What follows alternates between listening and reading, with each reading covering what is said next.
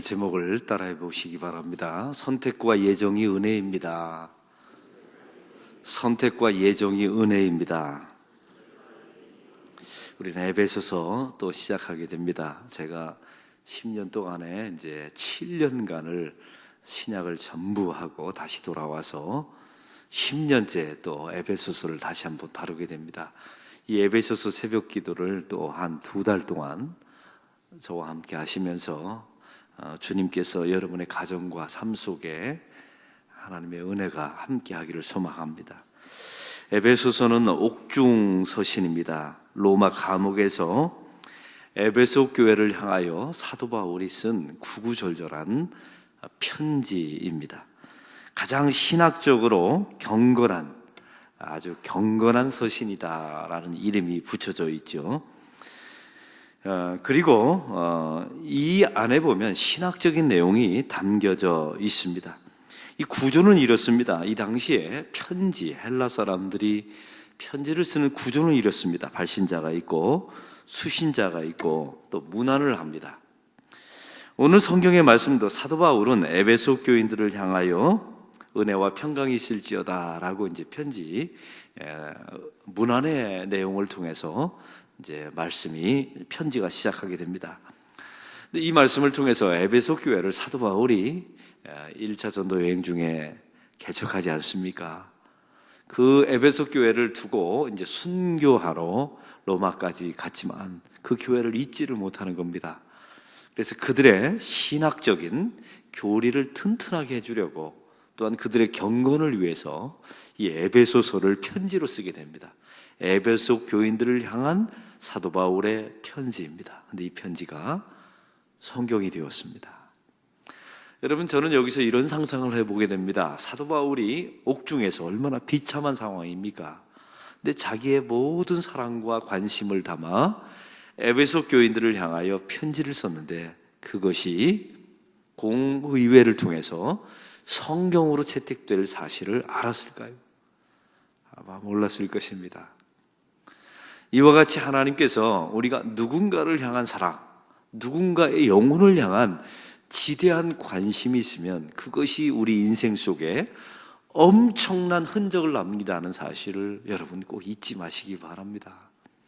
그리고 이 말씀이 에베소 교인들에게만 유익한 것이 아니라 두고두고 오는 많은 후손들에게, 지금도 한국교회 수많은 교회들이, 전 세계 교인들이 이 에베소서를 펴놓고 하나님의 계시의 말씀을 선포하지 않습니까?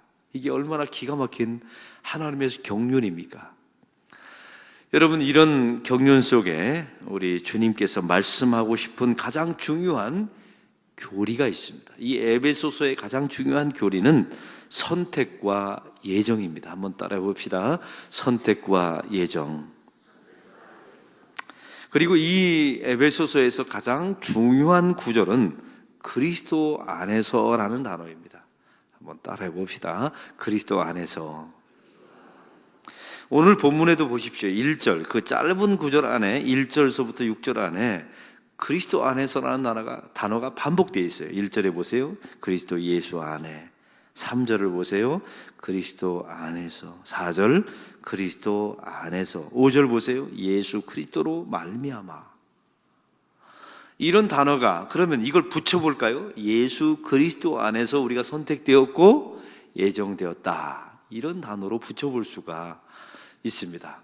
여러분, 그래서 예정론을, 이 교리를 아주 가장 먼저, 사실은 성경이 말했지만 이걸 신학적으로 말한 사람이 켈빈이었습니다. 그래서 이 켈빈이, 깔뱅이, 이 에베소서를 굉장히 좋아했다. 왜냐하면 자기가 그렇게 말씀했던, 선포했던 예정 교리가 아주 명확하게 활자로 에베소서에 기록되어 있기 때문에 그렇습니다. 오늘 본문을 통해서 이 선택과 예정이라는 이 두 가지를 한번 좀 살펴보기를 원합니다. 먼저 선택의 교리입니다. 4절의 말씀을 다 같이 읽겠습니다. 곧 창세전에 그리스도 안에서 우리를 택하사 우리로 사랑 안에서 그 앞에 거룩하고 흠이 없게 하시려고. 우리를 택하셨다라고 말씀하고 있습니다. 여러분, 이런 내용은 우리가 알다시피 야곱과 에서는 쌍둥이였습니다. 그런데 둘이 태중에 있을 때 우리 주님께서 메시아의 혈통으로, 아브라함의 혈통으로, 믿음의 혈통으로 야곱을 선택하십니다. 그리고 로마서는 분명히 말하죠. 나는 에서는 미워하였고 야곱을 사랑하였노라. 그들이 태어나서 무엇인가를 해보기 전에 주님께서 그들을 선택하십니다. 여러분, 아브라함을 보십시오. 아브라함이 하나님을 먼저 찾은 적이 없어요. 하나님이 어느 날 갈대아 우르로 찾아가서 그에게 너의 본토 친척 아비 집을 떠나라고 말씀하시죠. 이게 선택의 교리입니다. 그들이 준비되어 있고 그의 행위와 그의 업적과 인과 결과를 보고 우리 주님께서 그들을 선택한 것이 아니라는 겁니다. 여기서 중요한 게 있어요. 이 모든 것의 주도권은 하나님께 있다는 겁니다. 여러분, 이 선택과 예정을 합쳐서 한 단어로 말한다면 이것이 구원이며 이 구원 속에 하나님의 은혜가 담겨져 있지 않습니까? 그래서 이 선택은 전적인 하나님의 주권 속에 시작과 끝은 하나님이 맺는 거예요. 제가 항상 말씀드리죠. 거듭나는 것, 홍해를 건너는 것은 우리의 의지로, 우리의 노력으로 건넌 게 아닙니다. 하나님의 전적인 주도하심으로 건너게 되었죠. 그들이 요단강을 건너서 가나안 땅에 가는 것도 예수를 통해서 건너게 하십니다.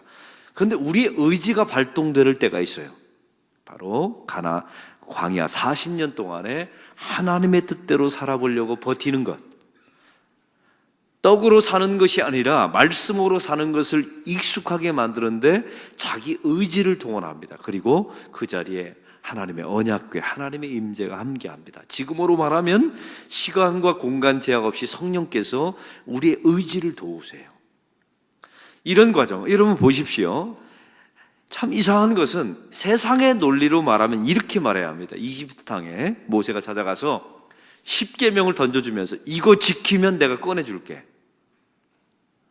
이렇게 말해야 합니다. 세상의 모든 도식과 세상의 모든 평범한 논리로 말하면 말이죠.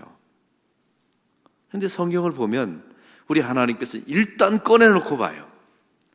일단 출애굽시켜놓고 어린 양의 피를 그들의 집안의 문설주에 발라서 장자 재앙을 피하게 하시고 예수 피의 공로에 의지해서 그들을 거듭나게 하십니다. 홍해를 건너게 하시죠. 홍해를 건널 때도 보세요. 하나님, 우리가 주님께 기도하오니 이 홍해를 갈라주십시오. 기도한 바가 없어요. 다 불평합니다. 우리를 이 홍해 앞에서 죽게 하는도다. 오직 모세 한 사람만 하나님 앞에 기도해서 그 홍해를 가르지 않습니까? 그러니까 우리의 의지와 노력으로 건넌 홍해가 아니에요. 그리고 홍해를 건넌지 하나님의 백성들을 광야로 몰아가셔서 시내산 밑에 모아놓고 율법을 주시는 겁니다. 이제 너희의 신분이 바뀌었으니 옷을 갈아입으라고요. 이건 구원의 조건이 아닙니다. 구원받은 자의 영광이에요. 할렐루야. 구원받은 자의 특권인 겁니다. 구원받지 않는 사람에게는 율법을 준 적이 없어요. 그래서 율법을 받았을 때 이거 지키려면 죽었다, 이런 게 아니라 이게 본래 율법이라는 것은 우리에게 맞는 옷이고 우리가 누려야 할 영광이었다는 사실을 여러분 잊지 마시기 바랍니다. 이게 우리가 죄를 지으면서 타락하고 율법주의화되면서 이게 변질된 것뿐이에요. 여러분, 새벽기도 드리는 거 제 눈치 때문에 오시나요? 이 새벽기도 드리면 여러분 구원받을 것 같아서 오세요? 아니요. 여러분, 그렇다면 여러분 아무 소용없는 새벽기도 됩니다. 우리가 하나님의 자녀가 된 그 권리와 그 영광을 누리기 위해서 이 새벽제단에 온 줄로 믿습니다. 오늘 말씀을 통해서 특별히 이 선택은 전적으로 주권은 하나님께서 시작하시고 하나님께서 끝내신다는 의미입니다. 또 그 안에 우리의 공로가 없다는 사실을 성경은 우리에게 아주 단호하게 말씀하고 있는 것입니다. 내 의지와 내 노력으로 한 것이 아닙니다. 하나님의 전적인 은혜입니다. 그리고 하나님께서 우리를 은혜 가운데 그리스도 예수 안에서 선택하셨다는 거예요. 이거는 이런 의미입니다. 예수 그리스도를 보시고 그분의 대속의 죽음을 보시고 그의 피의 공로에 힘입어서 죄 많은 우리를 선택하셨다는 것입니다. 할렐루야. 이 선택의 교리 얼마나 위대합니까? 그 다음에 예정입니다. 5절의 말씀을 다 같이 읽겠습니다. 그 기쁘신 뜻대로 우리를 예정하사 그리스도 말미암아 자기의 아들들이 되게 하셨으니. 여러분, 이 말씀은 만세전부터 하나님의 백성들을 하나님께서 예정하셨다는 것입니다. 이 말씀의 전체 의미는 그렇습니다. 창세전에 생명이 먼저이지 만물이 먼저가 아니라는 겁니다. 하나님께서 만물을 다 지어 놓으시고, 그리고 인간을 위해서 그 만물을 먼저 지으신 거예요. 그리고 사람을 맨 마지막에 창조하셨습니다. 그리고 말씀하셨죠? 쉽게 이거 다 너가죠. 이렇게 주님께서 우리에게 선물을 주신 겁니다. 사람을 위하여 세상을 지으신 것입니다. 사랑하는 성도 여러분, 바로 그 사람을 예정하기 위해서, 여러분, 이 안에 예정이 들어있는 거죠. 만물을 짓기 전에 사람을 먼저 생각하시고, 이거 다 지은 후에 내가 사람을 지을 거야 계획을 하시고, 만물을 다 지어놓고 맨 마지막 날 인간을 창조하신 거예요. 그리고 이거 너가죠. 너를 위해서 지은 거야. 네가 관리해, 통치해. 이 안에, 이 창세기 안에 하나님의 예정이 숨겨져 있다는 사실입니다. 이 예정도 마찬가지입니다. 모든 우리의 구원, 우리가 누리며 사는 것, 우리가 오늘 현재를 살아가는 이 모든 것은 하나님의 주권 속에 있다는 겁니다. 하나님의 의지가 먼저이지 우리의 의지가 먼저가 아니라는 것입니다. 그리고 또 마찬가지입니다. 예수 그리스도를 보시고, 여러분, 창세기 안에도 예수 그리스도가 숨겨져 있는 거 아시죠? 아담과 하와가 범죄해서 에덴 동산을 쫓겨나게 될 때 하나님께서 가죽옷을 입히십니다. 왜? 벌거벗었으니까요. 여러분, 가죽옷을 입히려면 짐승 하나가 죽어야 됩니다. 그런데 저는 이상해요. 여러분, 사실 목화를 하나님께서 재배하셔서 솜옷을 입히시면 되잖아요. 여러분, 목화가 얼마나 따뜻합니까? 그렇죠? 우리 하나님이 우리 인간도 만드는 폴리에틸렌을 왜 못 만드시겠어요? 다 만드셔서 절대 춥지 않은 아웃도어, 에베레스트 가도 전혀, 여러분, 그 아웃도어는 합성물입니다. 자연물이 아니잖아요. 근데 우리 인간도 만드는 걸 하나님이 왜 못 만드시겠어요? 아웃도어, 영하 30도에도 견디는 아웃도어를 만들어서 얼마든지 입힐 수 있잖아요. 근데 굳이 하나님이 짐승 하나를 잡습니다. 그래, 그의 가죽옷을 입히죠. 봐라, 네가 살아가는 이 맨몸이지만 너의 입히고 너의 추위 속에서 살게 하는 것도 한 짐승의 죽음을 통해서 내가 사는 것이다라는 예수 그리스도의 표적을 보여주십니다. 할렐루야. 바로 이것도 마찬가지입니다. 예수 그리스도를 통하여 하나님께서 예정도 우리에게 허락하시는 겁니다. 그러므로 우리는 무조건 감사할 수 있어요. 이거 하나로 말이죠. 우리는 자꾸만 세상의 조건을 댑니다. 하나님, 돈이 있으면, 이 문제를 풀어가 주시면, 합격시켜 주시면, 이렇게 자꾸만 조건을 대는데, 엄밀하게 말하면 그 사람은 은혜와 오늘 성경의 선택과 예정의 교리에 감격을 모르는 그리스도인이에요. 성경은 우리에게 일관되게 창세기부터 여기까지 충분히 우리에게 말하는 바가 있어요. 은혜 한 가지로 살아낼 수 있느냐? 내가 너에게 베푼 이 은혜 하나로 버틸 수 있느냐? 왜요? 다른 것은 결국 사라지거든요. 우리가 그토록 구했던 조건들은 결국은 다 늙고 죽음의 앞에 가면 다 사라집니다. 그래서 성경은 우리에게 이걸 말씀하고 있어요. 다른 것들은 없더라도 이 선택과 예정의 교리, 이 은혜만으로 만족하고 감사할 수 있느냐? 그것을 광야 40년, 인생의 광야 40년 동안에 연습하라는 겁니다.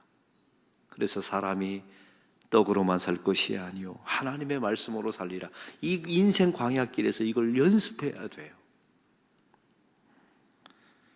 이 예정의 모든 문제는, 이 선택과 예정은 하나님의 은혜가 담겨져 있습니다. 그러면 왜 선택과 예정을 하나님께서 이런 방식으로 하셨을까요? 세상은 이런 방식을 취하지 않는데, 제가 항상 말씀드리죠.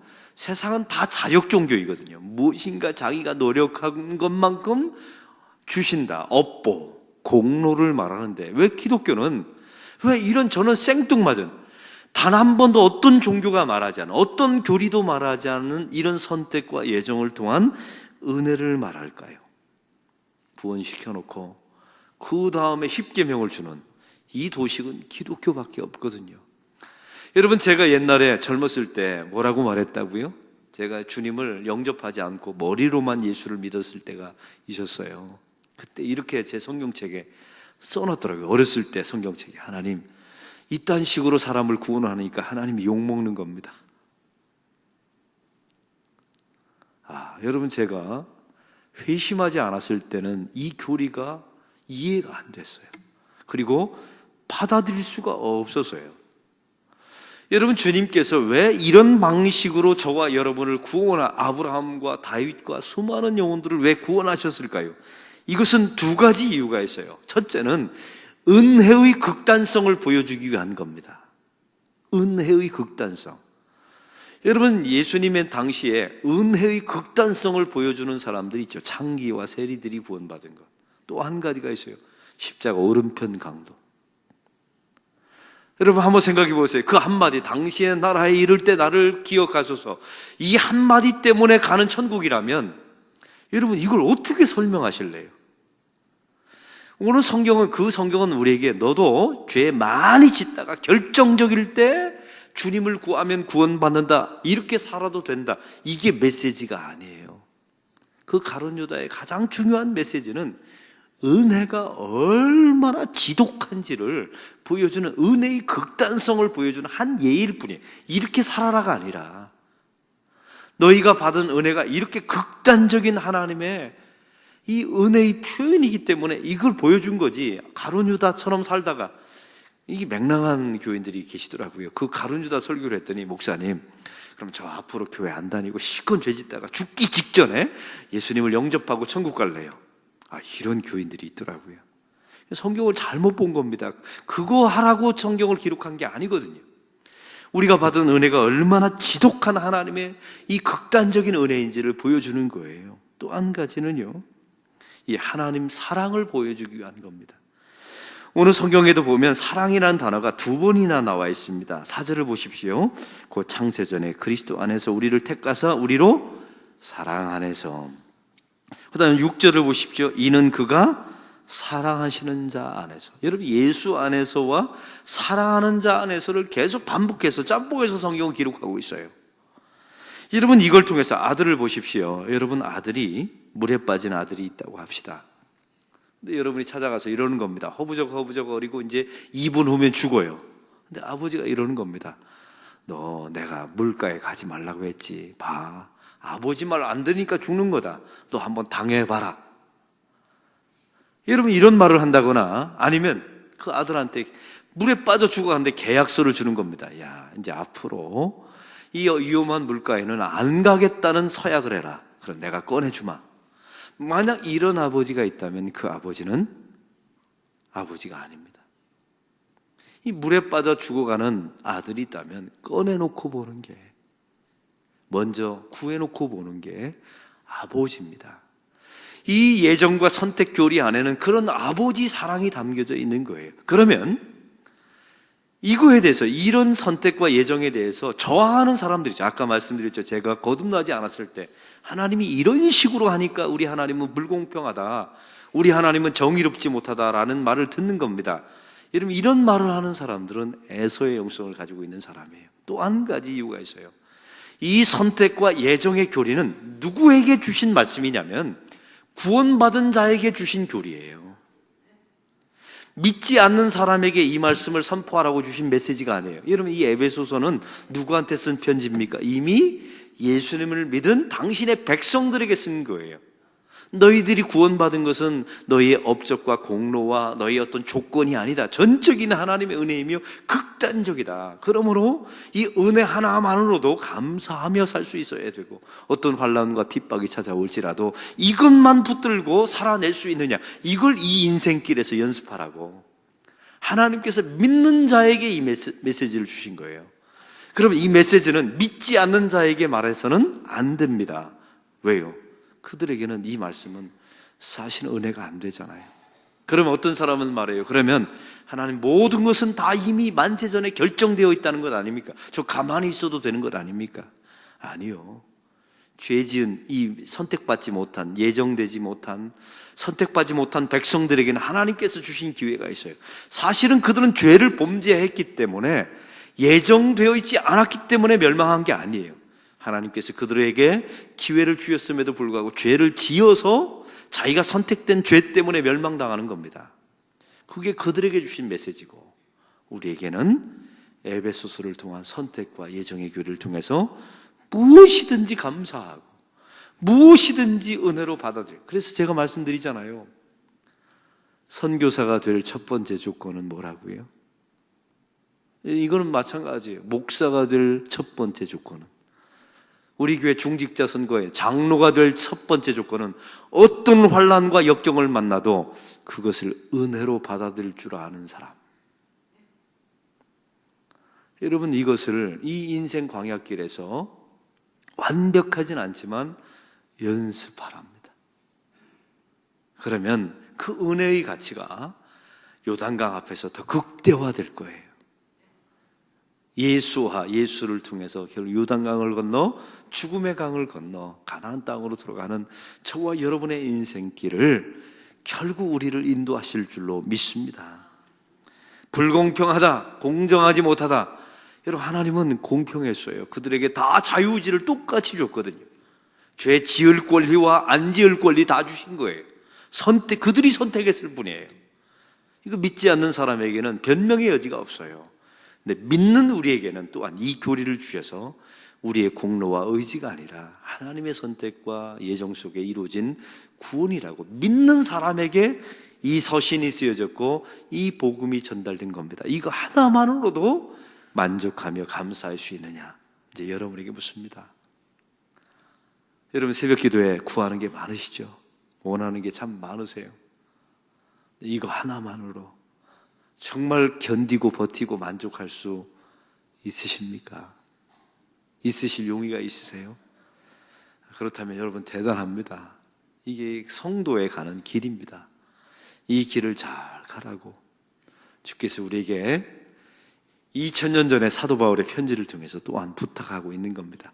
그리고 염려하지 마세요. 이 은혜의 교리를 알고 이 은혜의 감격을 아는 사람은 어떤 환경이 와도 결코 무너지지 않습니다. 제가 본 바로는 저희 아버지 목사, 또 제가 목회하면서 제가 본 바로는 아무리 힘들어도, 아무리 자기 가정이 완전히 산산이 조각나고 사업이 망해도 이 은혜를 자기 심령 속에 품은 사람은 오뚜기처럼 일어나던데. 여러분, 이게 기가 막힌 겁니다. 근데 놀라운 건 거꾸로 말해볼까요? 세상의 모든 것은 다 갖추었으나 은혜가 없는 교인들이 있었어요. 결국 무너지던데요. 결국 무너지더라고요. 이제 여러분, 이 길을 은혜 가운데 이 선택과 예정을 통해서 하나님의 은혜를 누리는 오늘 하루가 되시기를 주의 이름으로 축원합니다. 오늘 말씀의 느낌과 깨달은 점을 적어보시고 해야 될 것 한 가지와 하지 말아야 될 것 한 가지를 적어보시고 이 말씀대로 사는 하루가 되게 달라고 기도하는 시간 갖겠습니다.